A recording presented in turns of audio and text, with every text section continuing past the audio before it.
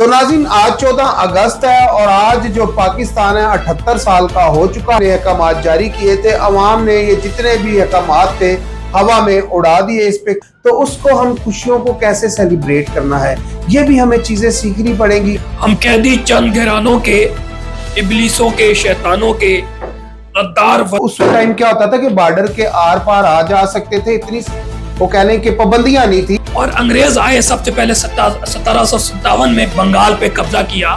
अगर ज़ाहिर है पहले रूल ऑफ लॉ नहीं था, कॉन्स्टिट्यूशन नहीं था, कोई सिस्टम नहीं था।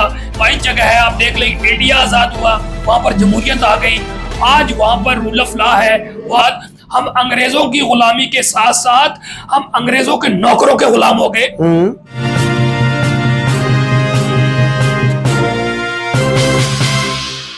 अस्सलामुअलैकुम नाजरीन, जेजे टीवी के प्लेटफॉर्म से मैं हूं सुल्तान और आप देख रहे हैं मेरा डिजिटल चैनल। नाजरीन, जैसा कि आपको मालूम है कि आज का जो दिन है बहुत ही ज्यादा खुशियों का दिन है।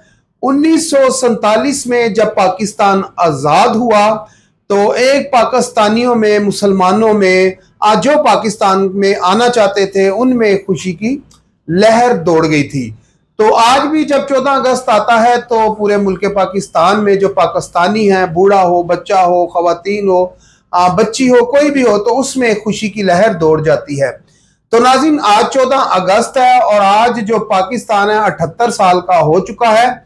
और यहाँ पर मैं नाज़रीन आपको बता दूं कि जो पाकिस्तान के जो दफाई इदारे हैं, अगर बात की जाए पंजाब पुलिस की, तो पंजाब पुलिस ने एक अहकाम जारी किया, एक पोस्टर जारी किया जिस पे 4 ऐसी चीजें थी जिनके बारे में खसूसन लिखा गया था कि इस पे जो पंजाब की अवाम है उसने इसके ऊपर जो है अमल दरामद करना है। पहला तो था कि वन व्हीलिंग नहीं होगी, दूसरा था हवाई फायरिंग नहीं होगी, तीसरा था कि जो बाजा बजाया जाता है वो नहीं बजेगा, तीसरा ये था कि जो आतिशबाजी की जाती है वो नहीं होगी। तो नाज़रीन, ये अहकाम जारी होने के बावजूद भी जो पंजाब की अवाम है, जो पंजाब हुकूमत यानी कि जो आईजी पंजाब ने अहकाम जारी किए थे, अवाम ने ये जितने भी अहकाम थे हवा में उड़ा दिए। इस पे कोई इम्प्लीमेंट नहीं हुआ, कोई इसके ऊपर कह ले कि अमल दरामद नहीं हुआ। और अवाम जो है बाजे बजाती हुई, वन व्हीलिंग करती हुई, आतिशबाजी करती हुई और कह ले कि सारे काम करती हुई नजर आई। तो नाज़रीन, ये जो कह लें कि जो पंजाब की तरफ से या कह लें जो अदारों की तरफ से जो हमें कह लें कि जो आर्डर मिलते हैं, जो हमारे लिए ये चीज़ें हमारे लिए ही बेहतर होती हैं, ये अवाम के लिए बेहतर होती हैं। देखें, आतिशबाजी के हवाले से मना किया गया था, हवाई फायरिंग के हवाले से मना किया गया था, वन व्हीलिंग के हवाले से मना किया गया था, बाजा बजाने से मना किया गया था। अगर बात की जाए फायरिंग की, जो हवाई फायरिंग है, तो इतलात आई हैं काफ़ी सारे लोगों की अमवात भी हुई है इसकी वजह से। कराची के 2-3 ऐसी जगह से जो इतलात आई है कि 3 से 4 लोग वहां पर हलाक हुए हैं, और पंजाब की भी कुछ ऐसी इतलात है। और वन व्हीलिंग की अगर बात की जाए तो वन व्हीलिंग जब लड़के करते हैं वो खुद तो गिरते हैं, खुद तो अपने आप को चोट लगाते हैं, अपने घर वालों को तो दुख तकलीफ देते हैं, लेकिन उसके साथ साथ जिसके साथ टकराते हैं उसको भी दुख तकलीफ देते हैं और उसके घर को भी परेशानी होती है।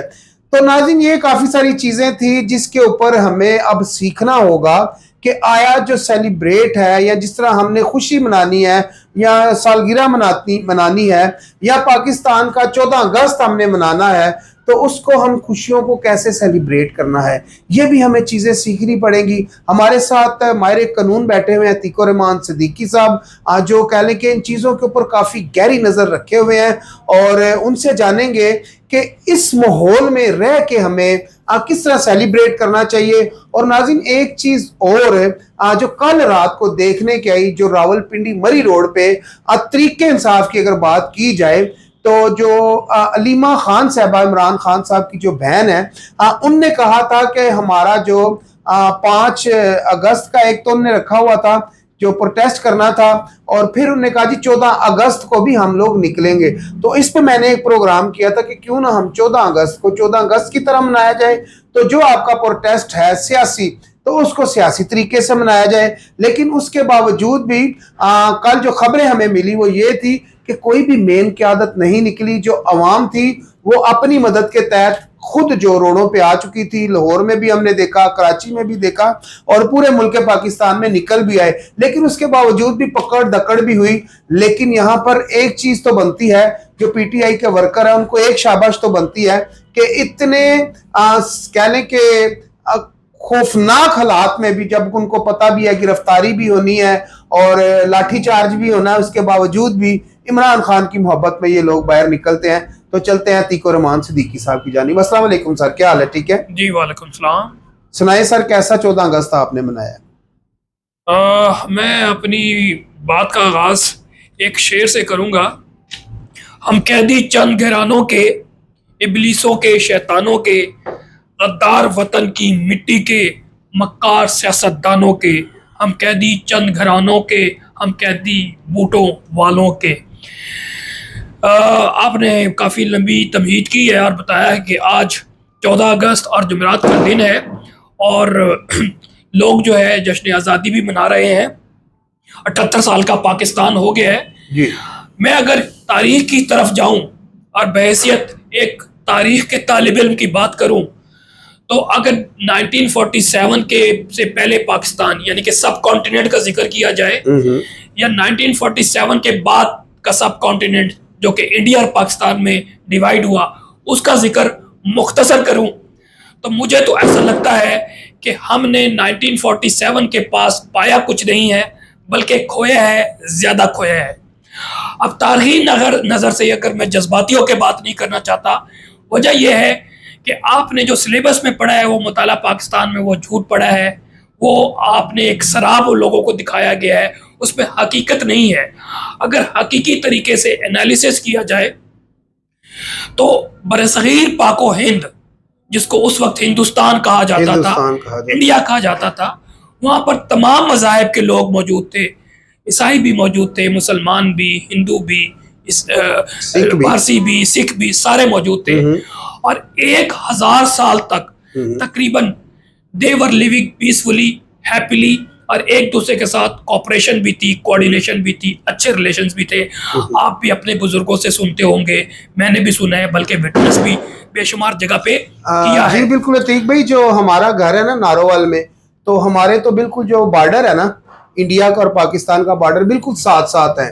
तो ये कहते हैं कि जो 1947 के बाद जब बंटवारा हुआ, डिवाइड हुआ, तो उस वक्त भी जो हमारे बुजुर्ग थे नाजरीन, तो उस टाइम क्या होता था कि बॉर्डर के आर पार आ जा सकते थे, इतनी वो कह लें कि पाबंदियां नहीं थी।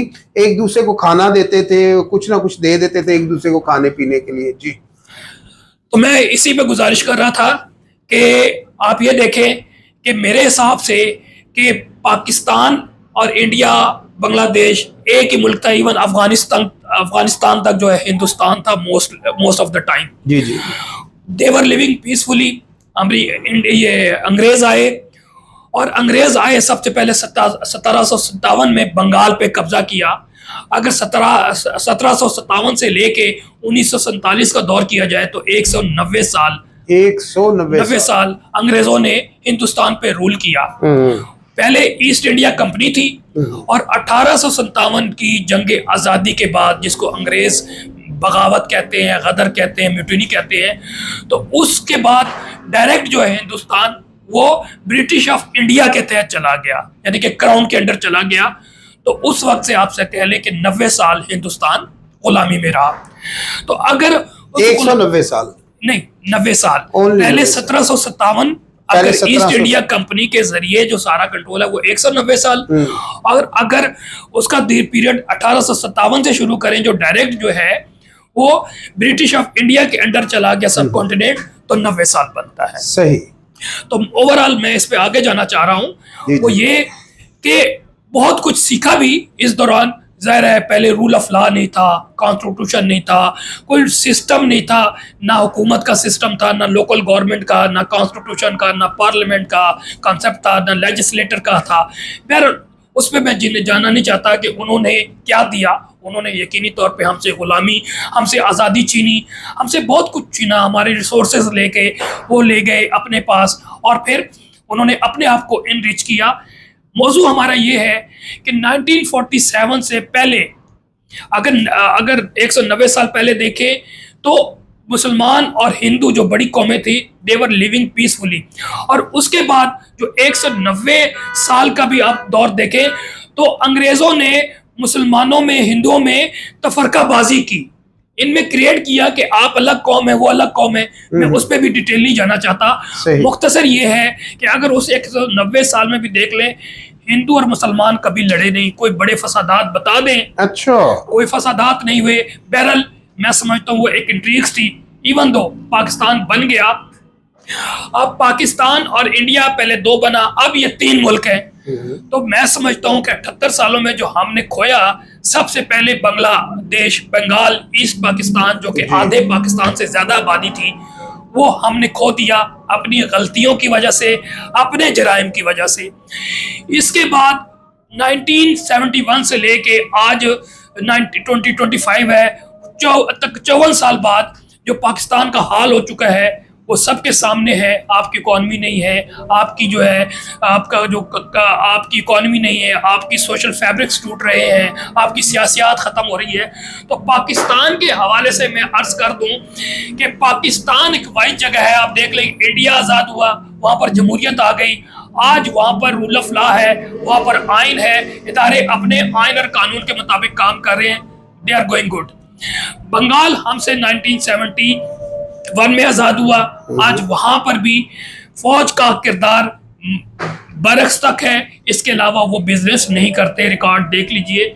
लेकिन पाकिस्तान जो है 1947 में बना, एक लंबी तारीख है जो कायदे आज़म के साथ ज़्यादती से शुरू होती है। कायदे आज़म के साथ, फिर लियाकत अली ख़ान की शहादत, फिर मादर मिल्लत फातिमा जिन्ना के साथ जो किया गया, फिर जुल्फ़िकार अली भुट्टो साहब हैं, इसी तरह बेनज़ीर भुट्टो, और फिर 4 मार्शाल्लाह। और आज जो है मैं समझता हूँ गैर एलानिया मार्शाल्लाह चल रहा है। तो पाकिस्तान ने अपनी मंजिल कहाँ पर पाई है? तो मैं समझता हूँ कि आज़ादी तो उस वक्त आपको मिलेगी कि जब आप जो आइन और कानून के मुताबिक ताकत का मंबा आवाम होगी। अगर इस हवाले से देखा जाए तो 1947 से पहले तो हम अंग्रेज़ों का गुलाम थे, 1947 के बाद हम अंग्रेज़ों की गुलामी के साथ साथ हम अंग्रेज़ों के नौकरों के गुलाम हो गए, जो कि ब्यूरोक्रेसी कह लें, मिलिट्री क्रेसी कह लें, और उनके ज़रिए जो एक सियासी माफिया क्रिएट हुआ जो 2 ख़ानदानों पे मुश्तमिल है, उन्होंने पाकिस्तान पर कब्जा कर लिया।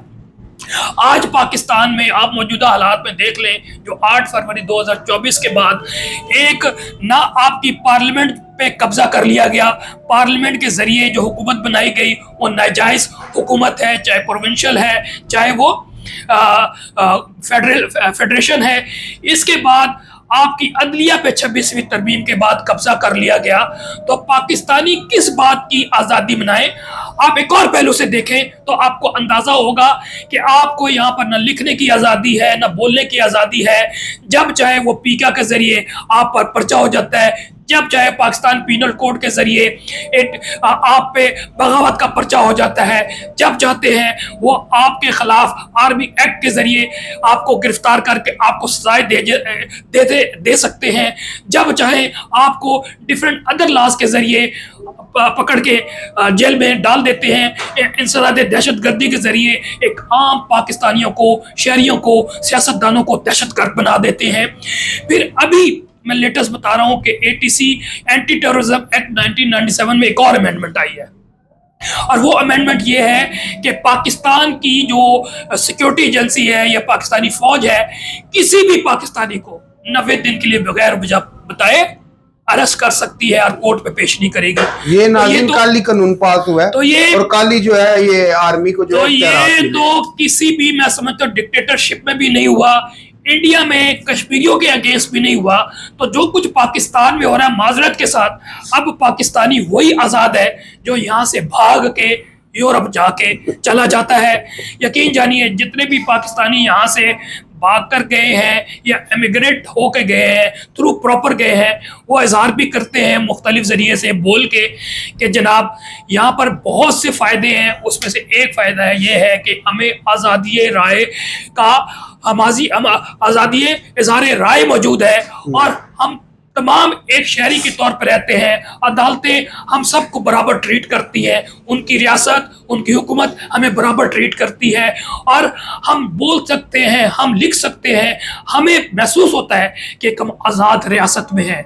और हमें अब नेमत पता लगी कि आज़ाद रियासत का कॉन्सेप्ट क्या है। तो इन तमाम चीज़ों को अगर हम रिसाइज करें तो पाकिस्तान में इस वक्त आज़ादी नहीं है। पाकिस्तान एक शदीद गुलामी के दौर से गुजर रहा है, जहाँ पर एक कब्ज़ा ग्रुप है जिसने पूरे पाकिस्तान को कब्ज़ा कर लिया है, जिसको इस वक्त आसिम, शरीफ और जरदारी माफिया कह सकते हैं। तो अनफॉर्चुनेटली मैं पाकिस्तान को 78 सालों में और ख़ुसूसन पाकिस्तान को आज के दौर में आज़ाद नहीं समझता। अलबत्ता मैं बहैसियत पाकिस्तानी वतन का बेटा जो भी कोशिश कर सकता हूं वो करता रहूंगा। अब दूसरे पहलू से आ जाता हूं जो आपने मुझे बताया कि जनाब पाकिस्तान तहरीके इंसाफ के वर्कर्स कब निकले हैं। बिल्कुल निकले हैं, और इस पे मैं ज़रूर फोकस करूंगा। 5 अगस्त पे आपको मालूम है कि मैंने एक व्लॉग हमने मिलके किया था, और मैंने कहा था कि under the current circumstances Pakistan Tehreek-e Insaf का जो 5 अगस्त का एहतजाज का प्लान था वो कामयाब है। उसकी मिसाल मैंने दी थी कि पूरे दुनिया में जो ओवरसीज पाकिस्तानी जहां रहते हैं वो भी पाकिस्तानीज हैं, उन्होंने हर जगह एहतजाज किया और भरपूर तरीके से एहतजाज किया। उसकी वजह यह थी कि उनको मालूम था कि जब वो बाहर निकलेंगे, एहतजाज करेंगे, उनको गिरफ्तार नहीं करेगा, उन पर कोई लाठी चार्ज नहीं करेगा, उनको FIR नहीं दर्ज होगी, उनको जेल में नहीं भेजा जाएगा, उनको दहशतगर्द नहीं बनाया जाएगा। इसलिए वो आज़ादी के साथ निकले। पाकिस्तान में तो ये हालात ही नहीं है। अगर मैं समझता तो इन हालात में 100 में से 1 बंदा भी बाहर आता है तो वो उसकी बड़ी कामयाबी है। जिस तरह आपने अभी बताया कि जो पाकिस्तान में 3.5 सालों में हालात है, सबको मालूम है कि बाहर सड़क पे आना और पाकिस्तान तहरीके इंसाफ का झंडा उठाना, समझ ले वो आप अपने आप को पेश कर रहे हैं कि मुझे गिरफ्तार कर लो और मुझे मार, मुझे मार। जी बिल्कुल ऐसे ही है, मुझे गिरफ्तार भी कर लो, बेशक ATC का पर्चा बना के मुझे दहशतगर्द बन के जेल में भेज दो, 6-6 महीने साल सड़ते रहो, और फिर आप 10-10 साल सजाएं भी भुगते, तो नहीं आना चाहिए। लेकिन कल आवाम ने दोबारा शो किया है अपनी रेजिलियंस। मैं बार बार कहता हूँ आवाम को हर हाल में मज़ामत शो करनी है, जमहूरी, आईनी और कानूनी दायरे में रहते हुए। और कल 14 अगस्त था, 13 अगस्त की रात थी और जश्न मनाया जाता है, और पाकिस्तानियों ने शो किया जो पाकिस्तान तहरीके इंसाफ के साथ है या पाकिस्तान के साथ है, वो 80 से 90% लोग हैं। उनको मालूम था कि हमारे साथ कुछ भी हो सकता है, लेकिन खैबर से कराची तक और ग्वादर से लेके कश्मीर तक हर शहरों से आपने वीडियोस देखी है, भरपूर तादाद में तमाम पाकिस्तानी जवान, बूढ़े, बच्चे, खवातीन, हर तबका बाहर निकला। एक हाथ में पाकिस्तान का झंडा था, दूसरे हाथ में PTI का झंडा था, किसी ने बैच लगाया हुआ था, किसी ने सर पे बांधा हुआ था, और भरपूर तादाद में 10 साढ़े 10 बजे निकले, 9 बजे निकले, और हर जगह उन्होंने पाकिस्तान के नारे भी लगाए, PTI के भी लगाए, और इमरान खान की रिहाई के लिए नारे लगाए। और आपको मालूम है इस दौरान स्पेशली पंजाब पुलिस ने और इस्लामाबाद पुलिस का तो आपको डिफरेंट, आपको मालूम है तमाम सिक्योरिटी मेजर्स लिए हुए थे। वहां पर एक जो इस वक्त काबिज माफिया है एक प्रोग्राम कर रहा था, जिसकी वजह से इंतहाई सख्त सिक्योरिटी थी और आजादाना तौर पे लोग निकल ही नहीं सके। उस काबिज माफिया में सियासतदान लोग या तो उस प्रोग्राम में शरीक हुए या उनके बच्चे या उनके करीब तरीन कारकुन सपोर्टर्स या फिर ब्यूरोक्रेसी उनके बच्चे या फिर फौजी या उनके बच्चे। ये जो काबिज माफिया है उन्होंने प्लान किया, प्रोग्राम किया, जो कि स्पोर्ट्स कॉम्प्लेक्स में वहां पर प्रोग्राम हुआ, और रात को बल्कि जहाज भी उड़ाए। ये फर्स्ट टाइम हुआ है कि 14 अगस्त को कि रात को जहाज उड़ाए गए, तो लोग हैरान हो रहे थे। लेकिन अतीक भी एक बड़ा जबरदस्त रात को शहबाज शरीफ साहब को ये तकरीर रात को किसने लिख के दे दी, बड़ी दबंग किस्म की। नाज़रीन के जो वज़ीर आज़म हैं जमहूरिया पाकिस्तान के, उनने कह लिया कि बहुत ही दबंग किस्म की रात को तकरीर किया है। मैं कह रहा हूँ कि इंडिया को तो रात को उन्होंने इस तरह पछाड़ा है कि मैं आपको बयान नहीं कर सकता। अमूमन जो हमारे जो कह लें कि जिस तरह PTI के लोग हैं या पीपल्स पार्टी के लोग हैं, तो वो हमेशा यही उनको गिला शिकवा रहा कि जी जो नून लीग के जो वज़ीर आज़म हैं ये इंडिया को बुरा भला क्यों नहीं कहते, क्यों नहीं उनको। आज जिस तरह खान साहब के दौर में एक ऐसा कोई वाकयात हुआ तो उनने कहा जी, तब ये जो शहबाज शरीफ साहब हैं अपोजिशन लीडर थे और इमरान खान साहब जो है वजीर आजम थे, तो इमरान खान साहब ने कहा कि मैं उनके साथ अब लड़ने चला जाऊं। तो इनने कहा नहीं सर, आप इस तरह तो करें ना, आप वजीर आजम है मुल्क के। तो खैर रात को मैं ये दाद देने पे मैं मजबूर हूँ, जनाब शहबाज शरीफ साहब ने जो इंडिया को सही लताड़ा है, क्योंकि उसकी वजह यह है कि अगर हम इंडियन चैनल उठाकर देख लें कभी, तो जो हमारे पाकिस्तान के बारे में जो गलाजत, जो लफाज वो इस्तेमाल करते हैं, यकीन करें गली का बच्चा भी उठ के चला जाए उनको मारने के लिए।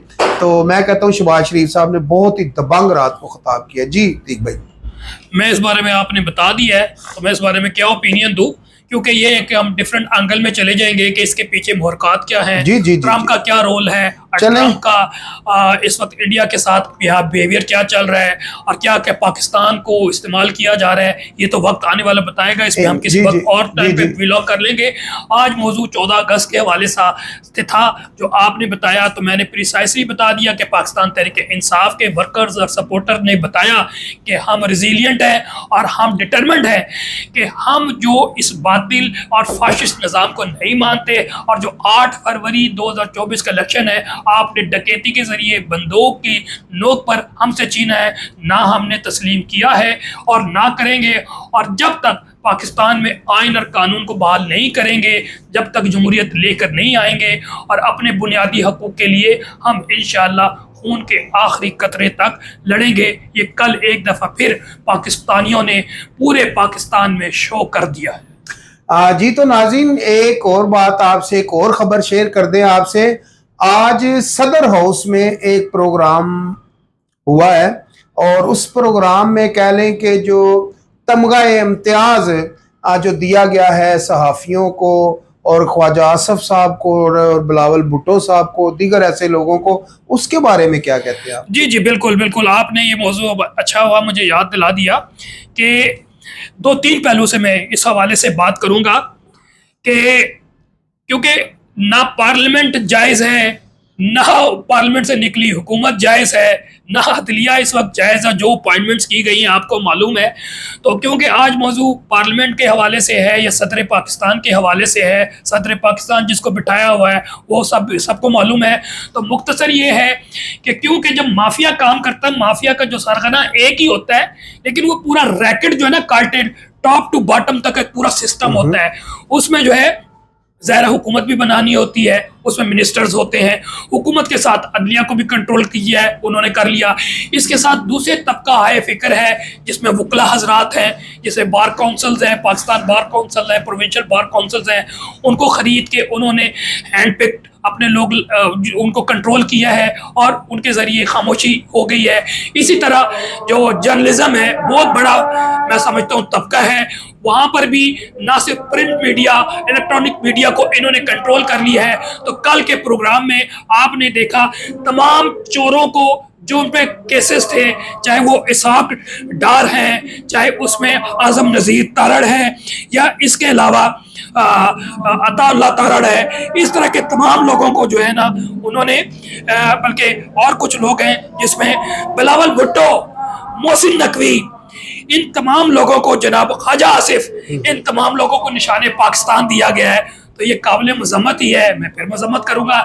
इसके साथ साथ उन तमाम जर्नलिस्ट को जो कि येलो जर्नलिज्म का झंडा लेके आगे चल रहे हैं और अपनी ज़ात के लिए, अपने मफाद के लिए, चंद टकों के लिए उन्होंने फाशियन बारगेन किया है इस फाशिस्ट रजीम से, जिसमें नदीम मलिक साहब को भी शायद मिला है, उसके बाद चौधरी साहब है, मंसूर अली खान साहब है, उसमें वसीम बदामी है। तो मुख्तसर ये है, मुख्तसर ये कहते हैं ना कि अन्ना अन्ना वंडे रेवड़ियां मोड़ मोड़ अपने अनु। तो कहने का मकसद ये है कि ये टोपी ड्रामा जो पाकिस्तान में चल रहा है पूरी कौम देख रही है, और फिर ज़ाहिर है एक यजीद का भी दौर था वो ख़त्म हो गया, लेकिन हुसैनियत थी, है और हमेशा रहेगी।